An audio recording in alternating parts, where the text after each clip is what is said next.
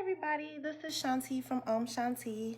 I just wanted to come to you today with some useful tools, things that you can do when you feel a depression episode come. So number one, I will say when you feel that sadness starting to consume you, I feel like journaling is very important.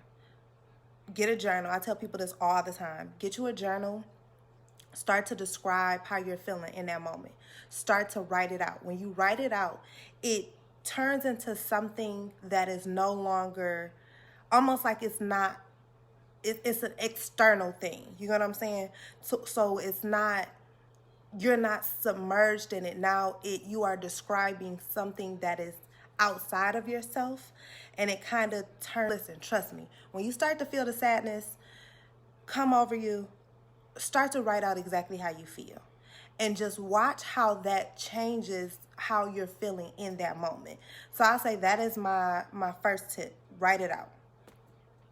Second thing I will say is get up.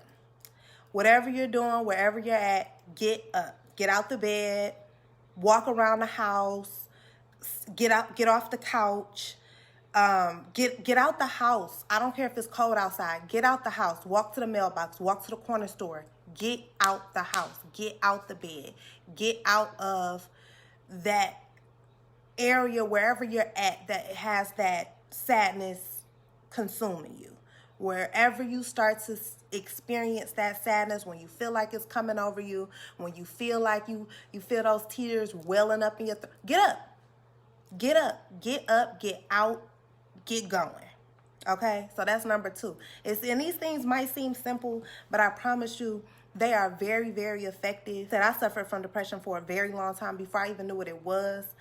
And even still, I feel like I have my moments, but they're just moments because I have the right tools in order to, conquer those emotions. Number three, I will say, is seek out therapy. It is 2020 now. It is time to get a therapist. I don't care what you think it's not worth it, or you didn't grow up in that type of, be consumed by that sadness. I want you, another thing too, seek out the herbs. Definitely I'm going to place a link to my last video so you can seek out, and I talked about my experience with ashwagandha and 5-HTP. And like I said, I'm not a doctor. These are just the things that have helped me. You have Talkspace where you don't even have to leave your house. You can text a therapist on there. The thing that I would suggest is confide in someone that you can trust without a shadow of a doubt. And I always feel like me personally, I have learned like the best person that I can confide in is my mother, because I feel like she always has my best interest at heart. You know what I mean? So I learned to confide in my mom. Be careful who you confide in too, because there are people who are, they do find joy in you being sad. I know that I had a friend that I thought that I could trust, and I would confide in her with certain things, and then, one day she threw it all back up in my face. And it's like, luckily I was at a point where I was, recovery mode, so it didn't bother me like it could have a year ago. You know what I mean? I was strong enough at that point to where I'm like, yo, like, that just says more about you than it does about me. You know what I mean? So confide in people that you can trust, that you can trust without a shadow of a doubt.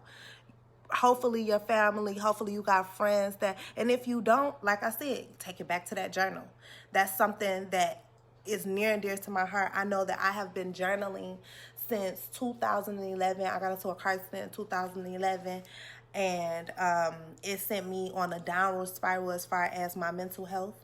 And I began to journal, and I have it has changed me so much as an individual, just because I have an outlet to express these thoughts.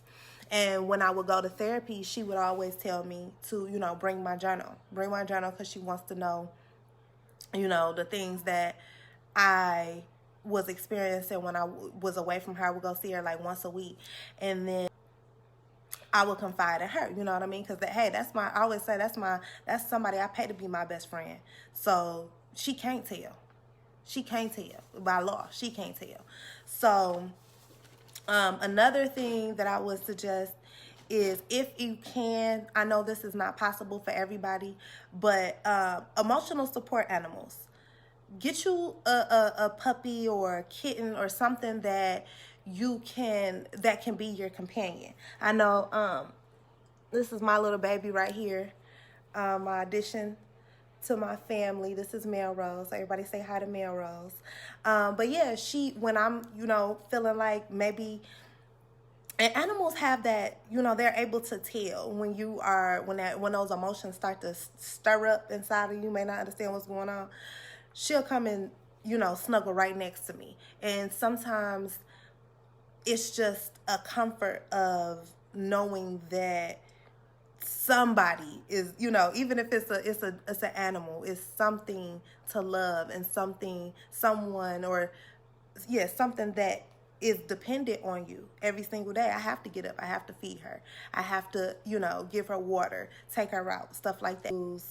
Is music, and still to this day, I tell a lot of people, like, frequencies are life. Okay, find you some I like 428, and is it 428? I'm gonna put some links below of some of my favorite frequencies. I love the love vibration. I love you could just search on YouTube, like, frequencies to heal depression, frequencies to clear your mind, frequencies to focus.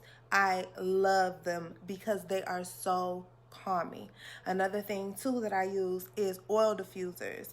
I use lavender oil. I remember when I would be having, like, just moments, like, I'm a woman, so like, we have our moments, and my mom would always say, get you some lavender, sniff you some lavender, and I would do it. Just take the essential oil, and it would even get to the point where I would bring it to work with me and just keep it in my pocket, because I had, like, a stressful job, and I would just pull out my pocket whenever I was having a stressful moment and just sniff it, and it would just calm you down.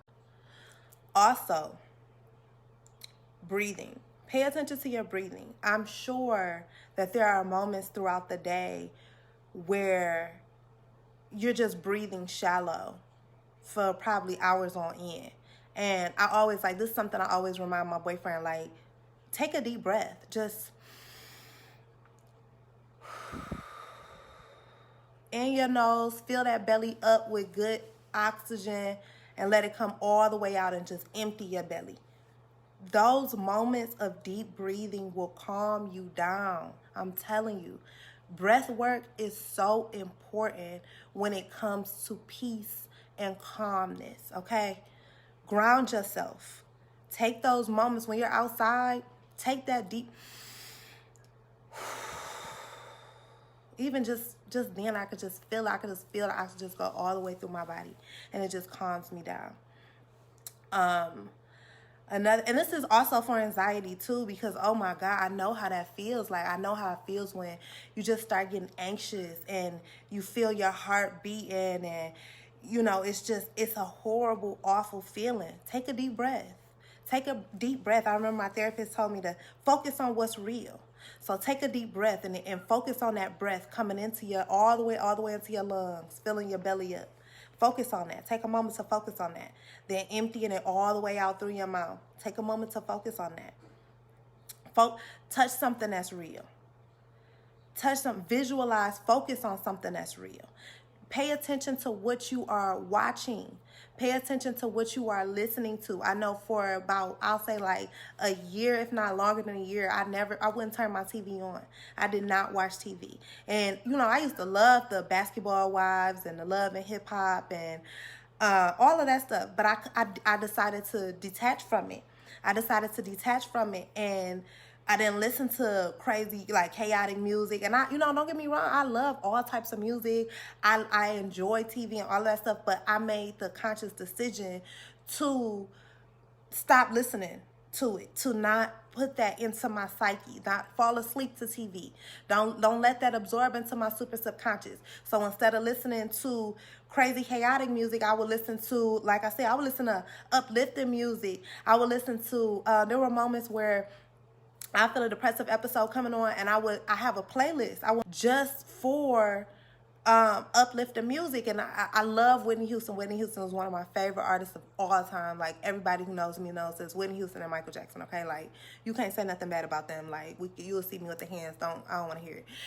Whitney Houston has so much uplifting music, step by step, know my own strength. Like, this I would just make playlists, and I would resort to this when in the moment of sadness, and it just the emotion that she poured into that music would just help me get through that day, you know. And I have been there where I just didn't want to get out the bed. I didn't want to talk to nobody. I wanted to turn my phone off. I just wanted to cry. I was submerged in sadness. It had gotten so bad at one point. I had put comforters on all of my windows because I didn't want sunlight to come in. I just wanted it to be dark. Like, I was so depressed. And through these techniques, and this is just, you know, the things that I can think of off the top of my head, as I continue to grow within my channel, I will definitely, you know, I might make a part 2 to this if I think of other things that I use to help me get through just that moment of sadness. Yeah, so as I continue to grow, I'll continue to be more consistent with my content. I'm going to do a series called Self-Love Sundays, where I'll upload my Sunday routine every single Sunday. I'm going to do more content on my favorite herbs, more content on self-love remedies and rituals, and, you know, just loving ourselves and taking the time to appreciate who we are and taking the time to understand who we are and our purpose on this earth. So please follow me on this journey. I will be uploading 3 times a week. I will be uploading Tuesdays, Thursdays, and Sundays. So stay tuned. Let's do this together. I know that it's not easy, but I am here with you, your sister in strength. So have a wonderful rest of the day. Find peace.